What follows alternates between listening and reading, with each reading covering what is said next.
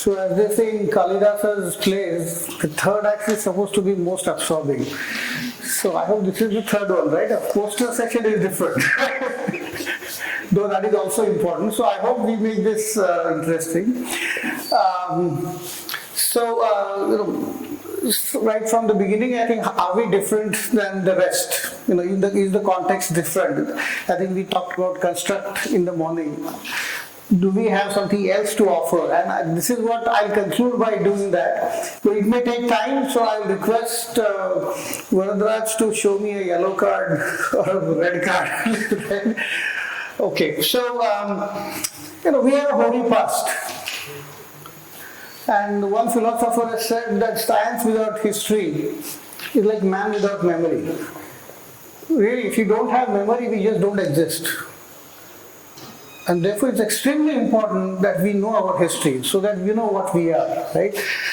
I think Varadraj mentioned, I will quickly go over this, 32% of world GDP, and then dominance by the colonialist and I think I don't want to go over this. In fact, one should know, Takshashila, Vallabhi in Gujarat, Kanthanur in Kerala, Nalanda, Vikramshila, Udantapuri, n number of universities that were destroyed. We just don't know. We only know probably Nalanda, but there are so many of them all over India. And Marx, of course, considered India as prehistory. Right? I mean, he talked about deterministic epochs of development, and he says India was prehistory. So I think we certainly want, it's our responsibility to prove him wrong. Right? That continued in the post-independence up to 1991. In fact, between 1965 to 1980, worst act, 0.6% per capita growth. That is too bad. But things have changed for good, right? It began in 1991. As we know, it was happenstance of sort. We had no choice, and therefore we shifted. But nonetheless, we shifted gears. Today we are the third largest economy by PPP standards, not in terms of dollars, but per PPP. If you go by regular dollars, it's fifth largest, fastest growing economy in the world today, and continues to be so. Decadal growth actually has been more than 7%. And we are a global power. Believe it or not, SCO Summit, that is Shanghai Cooperation Summit, was held in Delhi. G20 Summit was held in Delhi last year. And G7 almost become G8. Because since 2020, Prime Minister has been called for G7 Summit, so it has become G8. It doesn't happen all just like that. Something must have happened, right? So then let me come to the question, is economics universal? As in the professor talked about in the morning, right? Is this universal? Modern economic policies may be necessary, right? Stylized principles of economics may be universal. Basically they try to reduce the amplitude of business cycles, reduce the period of business cycle, which is fine. But however, these are not sufficient. We need something more. And outcomes of same economic policies vary across the world. That means there will be something contextual inherent to those particular civilizations. Right? Modern economics is unable to resolve the causes of business cycle. They talk about how to minimize the business cycle, but why it happens in the first place, the seed, they are not addressing it, right? And I think civilizational foundations of sustainable economic ethics may vary across the world, and probably we may have some advantage there, and that's where I'll come through. So therefore, is there a Bharatiya way of economic development, right? That's what the question you would log. I will divide into three parts. One, is there enough literature in the first place? Second, even if there is literature, is it going orthogonal to the modern economics, or is it going in parallel? It's like deja vu. And third, is there something additional we can contribute? If we can't contribute anything additional, then it's just repeating the whole story. So there are three parts I will talk about. There are two kinds of knowledge reservoirs we can think of for any civilization. Propositional knowledge, that will be theistic philosophies, non-theistic philosophies, mathematics, Arthashastra, Shukriti, Thirukkural, you can add, all these are propositional knowledge. And then there is cultural knowledge. For example, Homer taught Greeks about who they are, or Exodus teaches Jews about their travels, right? Similarly, Itihasa, how it happened, elaboration of how things happened, or Purana, Purapinava, old narratives being retold. These are old narratives being retold to us. In some sense, what's happening is the propositional knowledge is carried through to the ordinary folks through cultural knowledge. Right? I'll give you some examples probably as we go along. So this is what it is. Is this knowledge, how large is this reservoir, right? Aristotle said a writer makes an effort to dramatize a play in one revolution of the sun. First act, second act, third act, one revolution of the sun is over. But epics, he said, are unlimited in time. If epics are unlimited in time, our epics are super epics. Amartya Sen, I'm quoting him from his book. The ancient Sanskrit epics, the Ramayana and the Mahabharata, are colossally longer than the work that a modest Homer could manage. Indeed, the Mahabharata alone is 7 times long, both Iliad and Odyssey put together, just one. So, understand the enormity of our literature. I think this everybody should know in our country. Talk about economic literature, not just general literature. The word economics comes from economica, whole economics. Aristotle, it was a mere 7-page work. And this is well accepted fact, it's a 7-page work. It's not a treatise, it's not a book, it's a 7-page work. And economica really means home management. That too in Greek city-states. Kautilya and Shukracharya are talking about an empire, of a republic, they are talking about Chakravarti, they are talking about, not a city-state. So I think these are important distinctions we should know for ourselves.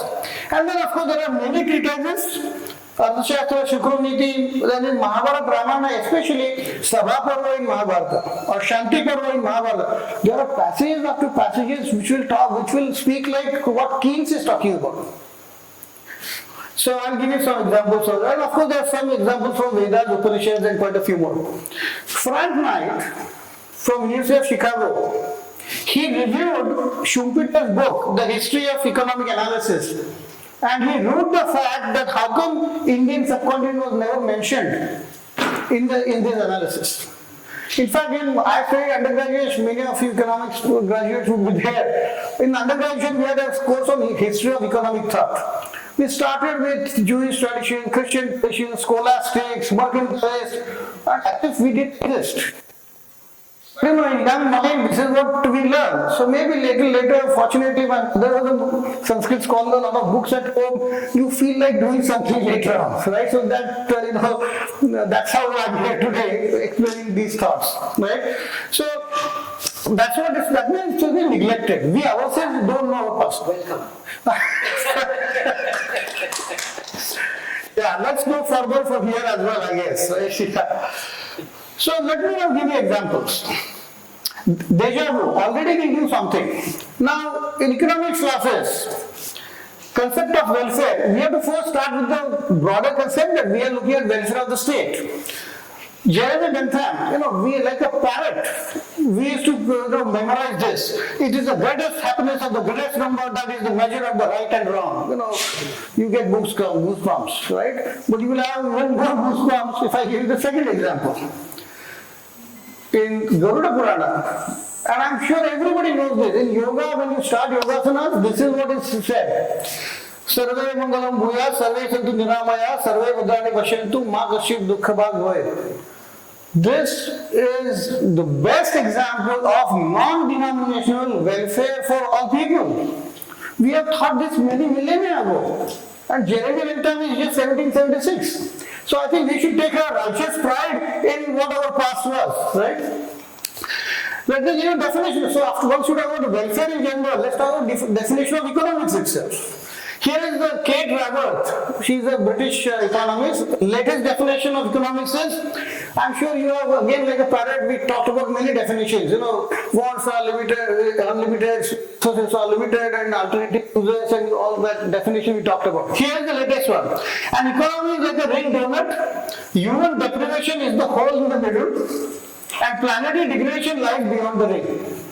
The objective is to stay within the ring, the foundations of socio-economic welfare preventing us from slipping into the hole, and ecological ceiling preventing us from escaping into the planetary degradation. Wonderful graphic explanation, nice definition. Same thing Kautilya talked about 350 BC. This is the definition Kautilya gives of Arthashastra. मनुष्याणां रुचिरर्थः मनुष्यवती भूमिरर्थः तस्या पृथिव्यां लाभ पालनोपायः शास्त्रम् अर्थशास्त्रमिति. Sustenance and livelihood of people depend upon wealth that is acquired from natural resources. Arthashastra is a means of sustainable acquisition of wealth. In the happiness of the subject lies the happiness of the ruler. Praja sukhe sukham rajyam. Now this is the widest of definition we are talking about today. All these ESG goals that we are talking about sustainability, Kautilya was talking about in economics itself. Let's come to understanding the forms of state. Did we have an understanding of a huge, network of republics? There were 16 Mahajanapadas, right?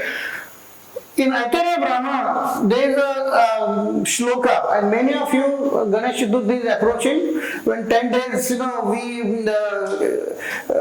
initiate him into, we pray to him for 10 days. Now you understand what are we really doing. He has a crown on his head. In those Ganesha, otherwise Ganesha is in many different forms. Those 10 days there is a crown on his head. We anoint him as a king. King of knowledge for all knowledge seekers, right?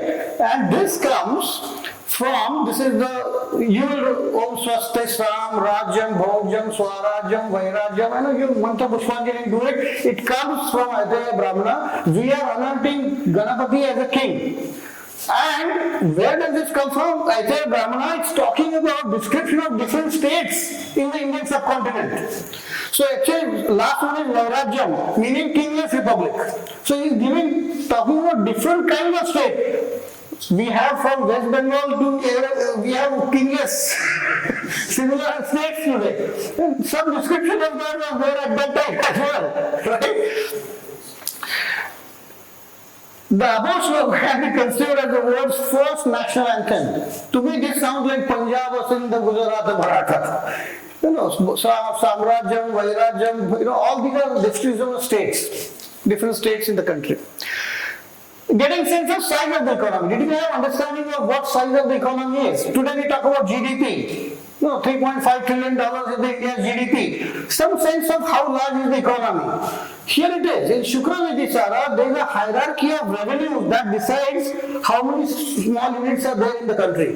He talks about Mandalika, which has up to 10 lakh Karshas revenues. Then comes Raja, Maharaja, Samrat, Virat, Sarav, and then finally Sarvabhauma. That's the sovereign. He gets more than 50 crores of Karshapunas as the revenue. There was an understanding of different units that have to be governed and what should be the revenues. Concern for public goods. This is Sarabharva. Narad Muni. Unfortunately, we know him only through Amar Chitragatha as a comic person. From here to there, he'll give information, pass on the information, but he was a pandit. If you read Sabhaparva, these are the things he talks about. Are you constructing tanks? Because Yudhishthira was anointed as a king. And he said, now you better construct tanks, lakes, at different places. Make sure there is internal, external security. He even talks about giving, I have not mentioned here, he does.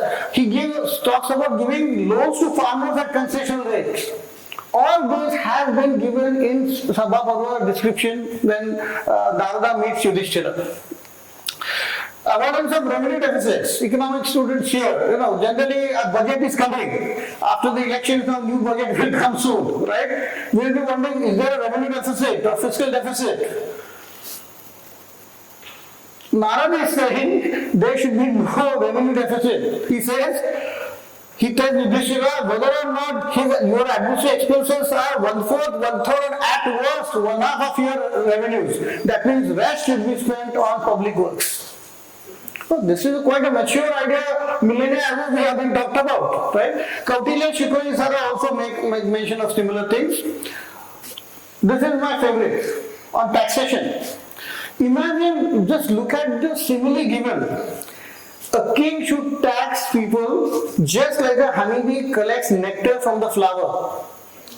Just enough so that the bloom of the flower is not gone. Don't tax too much so that the folks will start realizing on what they are doing and they'll go down.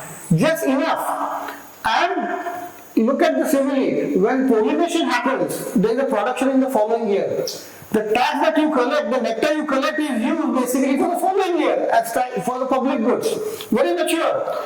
Tax burden should be enhanced gradually just as burden on young goods is increased gradually. This is the idea of progressive taxation.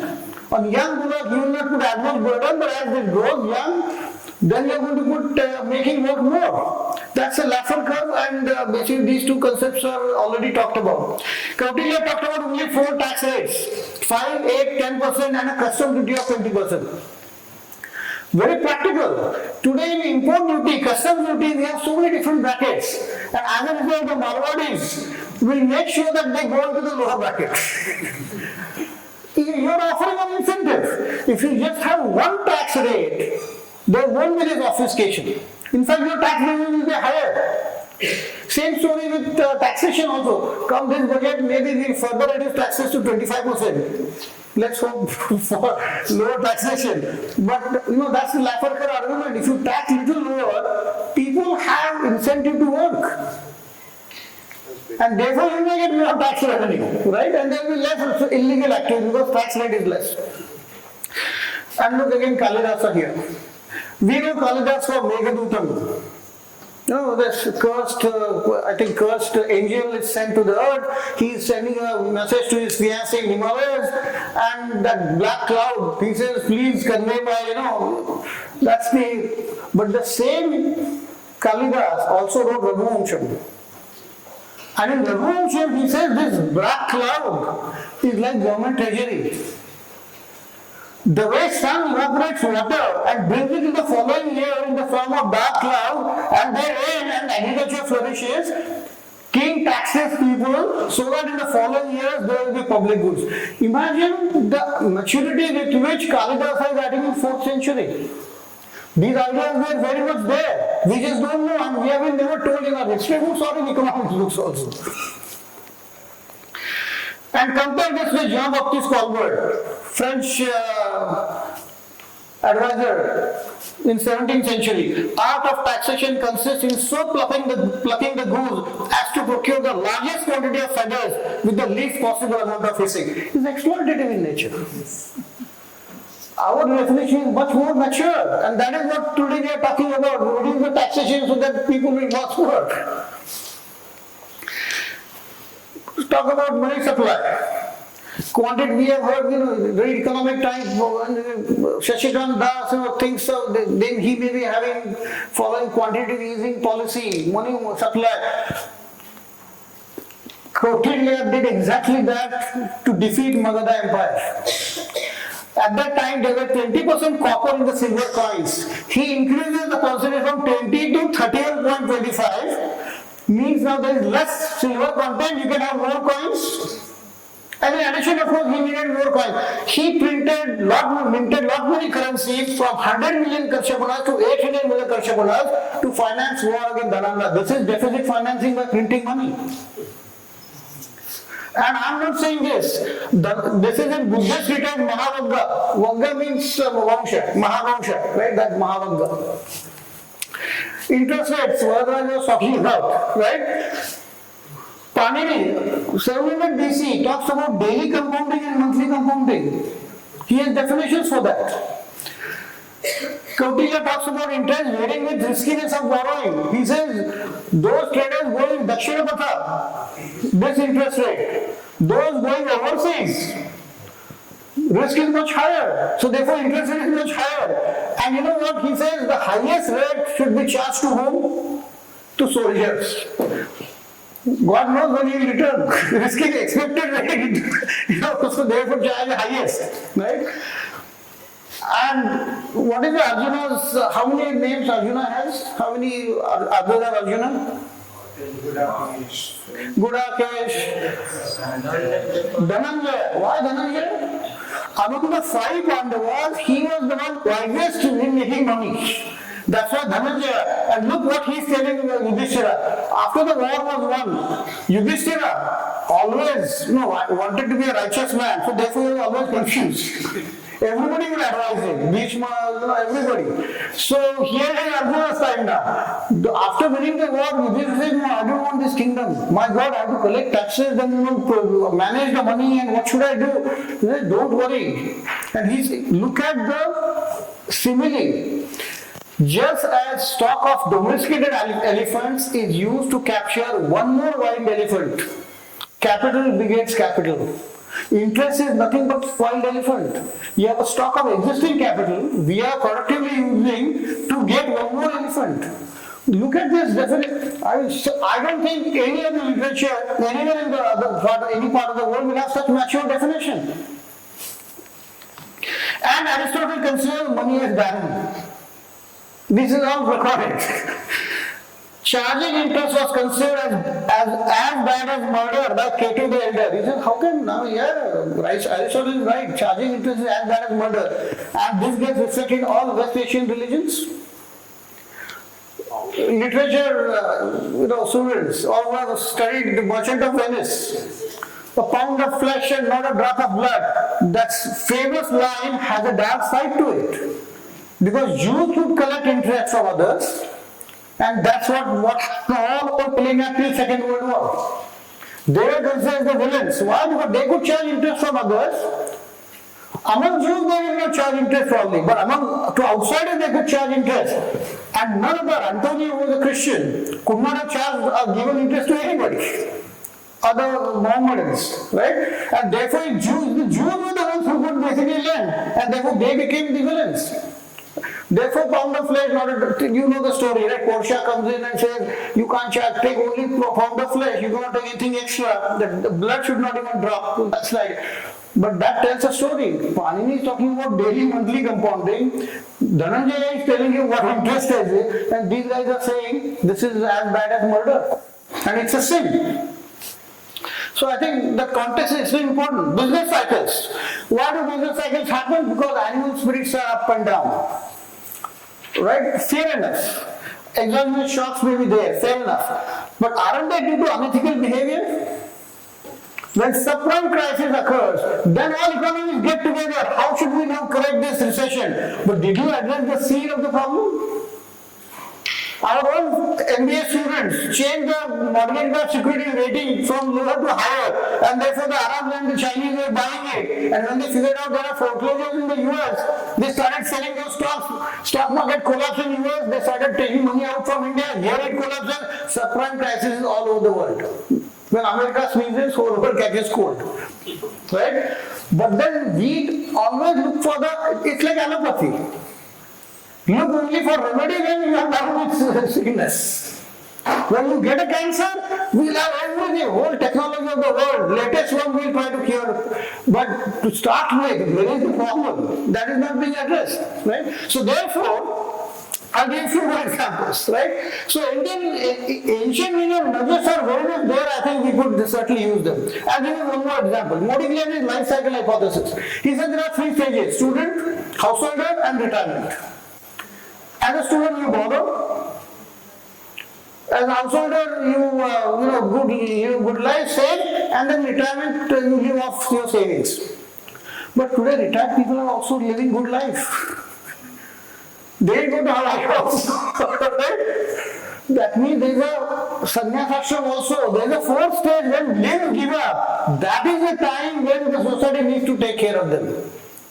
We had 4 stages. Paragraph talked about 4 stages, right? We had already thought through 4 stages. Do private vices lead to public good in capitalism, as he was saying? So private vices that lead to public good. There is a famous story, Fable of the Bees, right? But singular utility maximization and profit, I think all of you have been talking earlier. That's not the objective of life. Life is multidimensional, and he mentioned dharma, artha, kama, moksha. It's 4 objectives in life, not just one.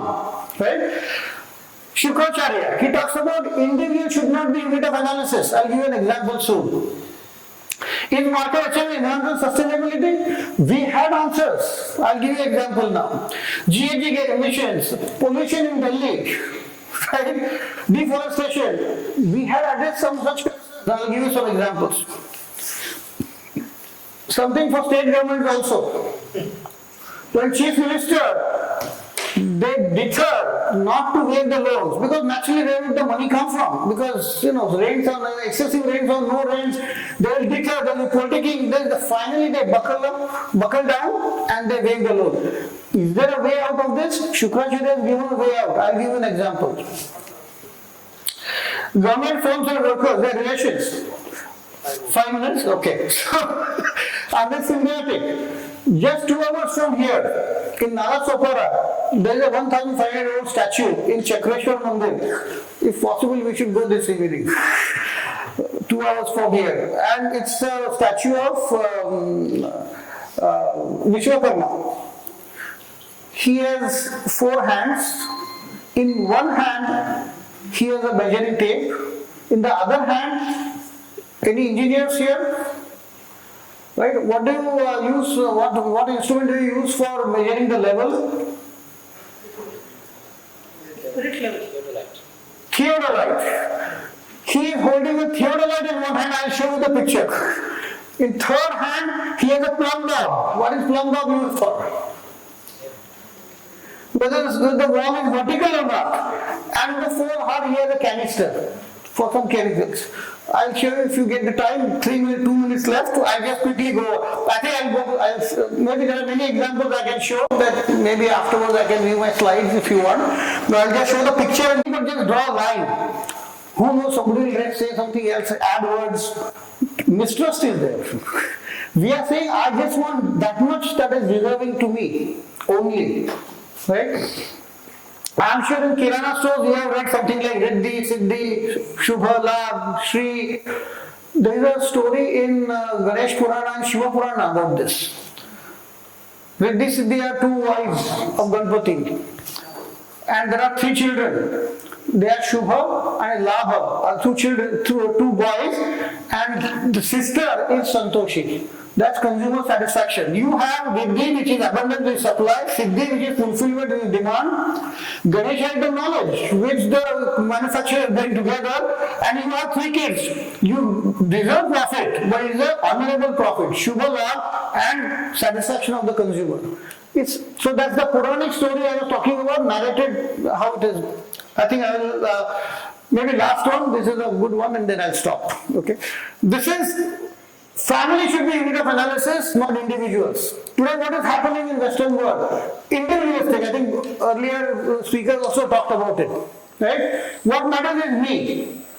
Shukracharya is saying family matters. For a stable society, you need stable families. Marriage is an institution for a stable family, stable society. And all of us are not lucky to find our own partners. And therefore family help assist us in finding a partner. Right? What is it? It's a very funny comment he is making. He says, Kanya vara drupam mata vittam pitashram bandara kulam ichanti nishtanne itare jana. In a wedding, prospective husband will of course look for handsomeness and beauty. Of course. Exam is for 100 marks. If you get 70, distinction good enough. Right? Then mother looks for, is the family rich or not? Enough money.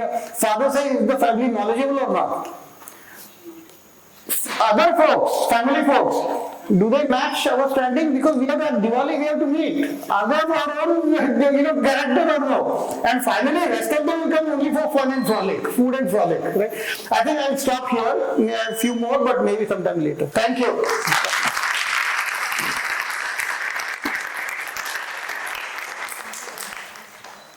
We have time exactly for 2 questions, one from this side and one from this side, please.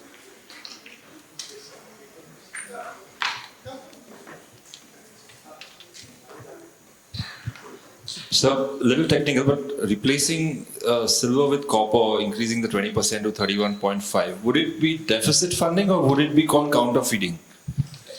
Well, deficit, whenever there is a deficit for the government, it has to be financed somehow. Either you borrow from public right? So Which, in this case, this is not borrowing for public. because Kautilya was not the government. In fact, he was outside the government and created that fund wealth to fight the government. So it was more True. of deficit funding, or I would say counterfeiting happening into the government Yeah. system by putting in fake currency in there.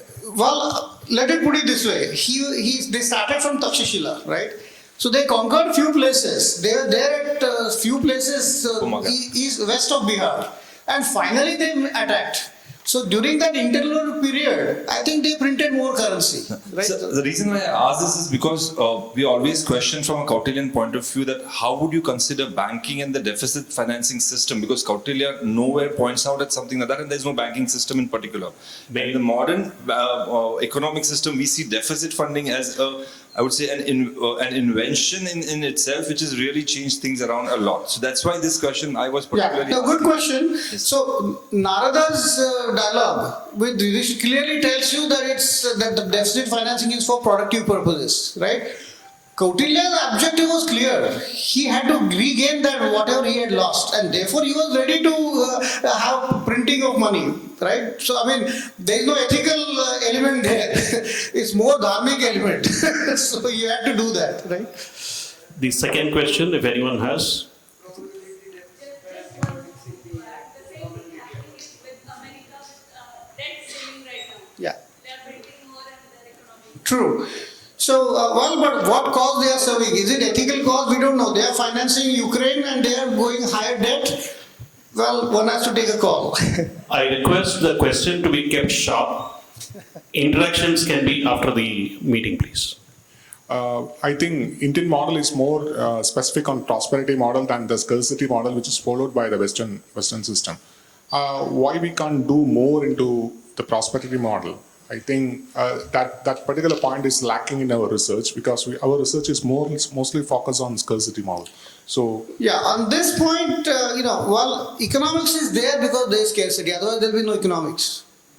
I am right now breathing, but do I pay for it? Because there is no scarcity, and then there is no need for economics. Because there is scarcity, why are there positive prices in the market? That means those goods are scarce. Otherwise, there will be one day will come, they will pay for the air also, I think. But today we don't pay because it's not scarce, right? Water also almost we don't pay because it's not scarce. So whenever there is abundance, the economics. I'm happy to say that then we need not need economics. Whenever there is scarcity, economics will come in, because then you have to choose among the alternative, activities that one should concentrate on. So in that sense, abundance would mean that, this is like bliss point, right? But practicality is that resources are limited, and therefore you have to use them, judiciously, and that means we have to price them. That means it's about scarcity. So I don't think scarcity will go away anytime, except air probably and water. Thank you, Professor Deodhar.